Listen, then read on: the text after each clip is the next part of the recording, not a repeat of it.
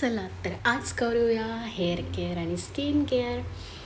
तर खूप माझे हेअर आहे ना थिन झाले आहेत, एकदम म्हणजे पातळ झालेले आहेत. वाढ तर आहे पण पातळ झाले आहेत. तर मी एक व्हिडिओ बघितला होता, त्यामध्ये रोजमेरी आणि अनियन आणि मेथी सीड्स हे टाकायचं होतं. पण माझ्याकडे रोजमेरी नव्हतं म्हणून मी हे दोन्ही बॉईल केलं पाण्यामध्ये आणि ते लावलं केसांना. थोडंसं 5 मिनटं मसाजही केली आणि 1 तासानंतर धुवून टाकलं.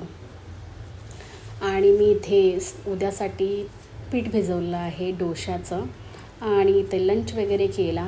म्हटलं आता हेअर केअर करते तर स्किन केअर पण केलीच पाहिजे.